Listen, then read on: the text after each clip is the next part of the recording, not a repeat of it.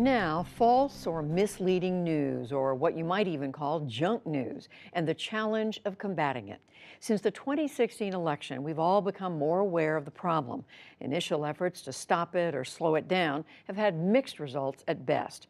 Today, France's President Emmanuel Macron told a joint session of Congress that false news is an ever-growing virus that threatens to corrode the very spirit of democracy. Facebook is front and center in the effort to address the issue. And tonight, Miles O'Brien begins a 4-part series spread over the next 4 Wednesdays about the larger problems, including, at Facebook, part of our weekly segment on leading edge of technology. At Facebook, the scale of everything is hard to grasp. The largest building at its headquarters in Menlo Park, California, spans a quarter mile and sits beneath a lush 9-acre rooftop park. It's vast, built into the landscape, and growing fast. Much like the force of human nature they curate inside, on the largest open floor plan in the world. This entire area is the newsfeed team. Sarah Sue is a product manager on the newsfeed team. She gave me a rare glimpse of the inner workings of the space on Facebook where users spend most of their time. These are the trenches in Facebook's battle against misinformation that began after it hit the 2016 presidential election like a tsunami. Over here we have a lot of the team that works on misinformation and working with our third-party fact-checking partners to identify and take action on potentially false news. With more than 2 billion monthly active users, uploading 300 million photos a day, sharing more than 500,000 comments a minute, it is simply impossible for humans to keep up. So decisions here are made by machines running a complex formula, an algorithm, which Sarah Sue and her team are constantly tweaking, trying to teach the software what is false or enticing yet unfulfilling spam called clickbait, and then send it to the bottom of the virtual pile. We've worked really hard to come up with techniques that can identify what is likely to be clickbait and then show it lower in people's news feeds. If it shows up lower consistently, gets less distribution overall, then spammers see less of an economic incentive, and the goal is to reward the types of content that are actually leading to good experiences and disincentivize the bad. Is that working, you think? It is, and we're doubling down on it. But during our visit, the team was grappling with a particularly mean-spirited piece of false news. He said, "I didn't know it was a crime to put your board on." That David Hogg, a survivor of the Parkland High School shootings in Florida and now a gun control advocate, is a so-called crisis actor. The algorithm did not flag and lower the ranking of this piece of false news. In fact, it had gone viral and rose to the top of trending stories. Research scientist Shelley Jane is trying to understand why. I suppose the other factor is, once you kind of home in on whatever it may be, they just change their tactic, right? It's a bit of a cat and mouse game that we try to find the bad guys. They enhance their strategies. The bad guys are constantly looking for ways to fool Facebook's newsfeed algorithm, which learns in great detail what we like and then strives to give us more of the same. We take all this content, and honestly, for most people on Facebook, there's about 2,000 stories that you'd get all together, the total inventory of things that we might show you. Dan Zigman is the director of analytics for the newsfeed. He explained how it works. That's the average, 2,000. 2,000 is the average. But most people, they're only looking at, about 200. And so, there's some line here, and most people don't scroll beyond that. So every item gets a ranking based on the way you use Facebook. That makes it sound more simple than it is. You could rank it so that the things you're most likely to like are at the top. You could rank it so that the things you're most likely to comment on, the things where you're most likely to spend the most time. And each of those rankings would give you a slightly different order. And so they do a little bit of each. The algorithm blends all of these criteria. What we see at the top of our feed, in theory, should be a representative sampling of all the things we are interested in. And that's the rub. There is mounting research that suggests we are much more likely to read, like, and share misinformation because it is designed to target our emotions. One of the issues we face is that misinformation is often very engaging.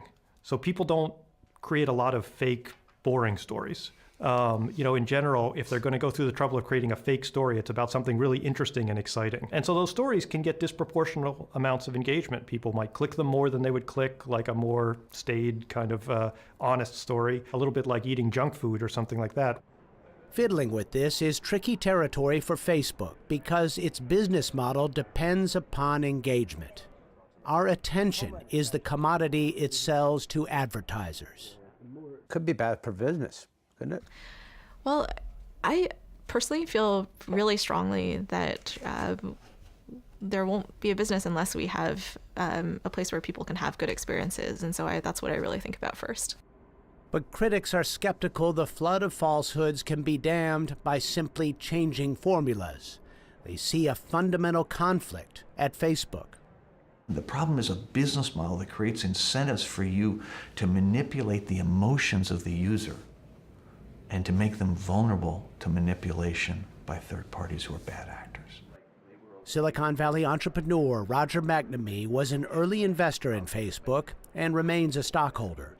The social network's key role in spreading misinformation has turned him into a vocal critic.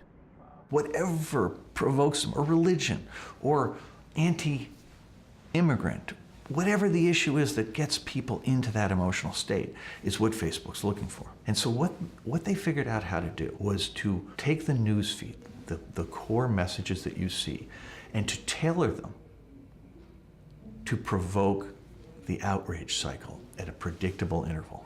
And politics is an ideal topic to spark that outrage. The 2016 presidential election became the perfect misinformation storm, fueled by hyper-partisans, profit-seeking spammers, and Russian trolls meddling with our democracy.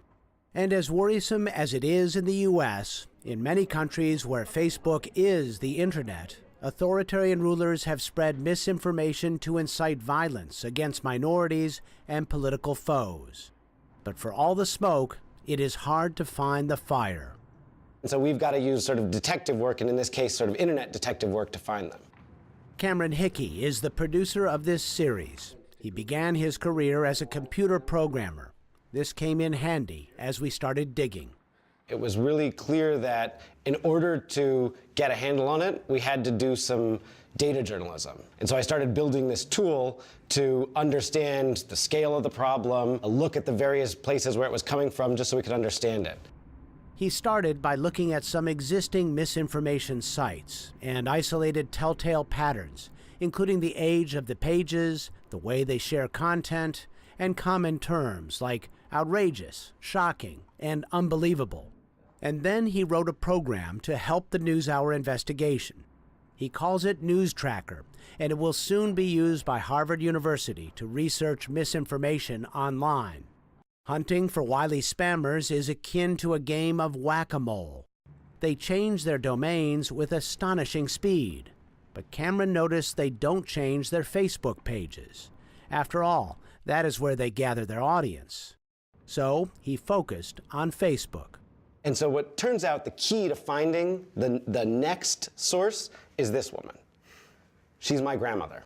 Her name is Betty Manlove. She is an 86-year-old Christian conservative Trump supporter. She lives in Indianapolis.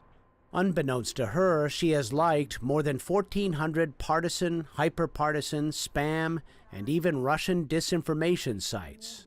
Her newsfeed is filled with junk news, as her grandson describes it. These were the leads he was looking for. Now, after more than a year of work, News Tracker is offering a real-time dashboard to better understand the nature of the problem of junk news. One of the things that I discovered really early on in looking through all these junk news sites was this pair of sites, Truth Examiner and Truth Monitor. They are virtually identical sites, one catering to liberals, the other to conservatives. He confirmed one person owns both and began watching. Then, last summer, the conservative site abruptly changed gears, offering lifestyle stories instead of red meat political fare. And it was at that moment where I was like, I gotta know what's happened here. Why did this shift happen? And so I actually reached out to the publisher and called him up and said, I want to understand what you're up to. And to my surprise, he responded. And so began a long, strange trip that led us to one of the most prolific purveyors of hyper-partisan content in the world, not in Macedonia or St. Petersburg, closer to home, in California. In coming installments, you'll meet him and Cameron's grandmother and see the problem of junk news through their eyes.